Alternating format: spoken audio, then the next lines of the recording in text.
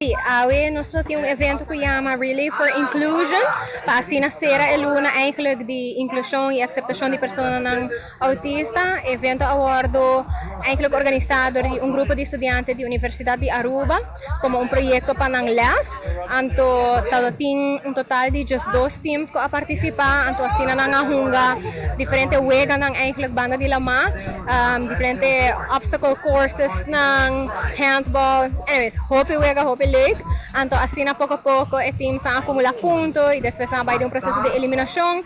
Anto na final nós há 4 teams que sali primeiro lugar, de 2 lugares, de 3 lugares e de 4 lugares.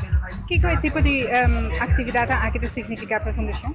Sim, a ideia eigenlijk trazer essa aqui para estudante ng meta para seguir eigenlijk criar conscientização sobre autismo, anto dori uma forma criativa eigenlijk haya gente ng novo. Pois esta sina como fundação sempre botinha mesmo grupo de supporters nang tubo mesmo criativo para haya supporters ng novo, gente nang kuno ta conhecer a fundação hope ainda, pero tak para participar e assim será conhecido a fundação, pois nang hasi sa aqui dori criar uma atividade onde ko nga marketing como um team building activity eigenlijk para assim na diferente companhia nang para participar com ang trabajador nang e team building e a la vez também aportar na causa.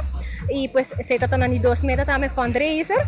Nós somos contentes para a companhia ng novo que antes Fundação Autismo não está conhecido na ainda, está na será conhecido nós. De seguro está hope successful ng meta ng para ko sa aqui.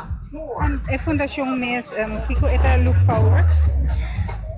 Sim, dus agora que nós também seguir eigenlijk com planificação para seguir educar em diferentes grupos que sempre eigenlijk com educação riba é tópico de autismo, dus por sempre maneira por pensar riba é grupo de educador riba é grupo de donador de cuido, pero também nós também eigenlijk para vir com plano de educação para maior que tem chiquito com autismo para assim por donar tools para nang mes por via maneira caregiver para nang equipo dos evento de aula ajuda nós com esse também dori arrecadar fundo, pero também dori gather support para assim nós por seguir a meta nang e renda nang tamas abrir para training nang aqui.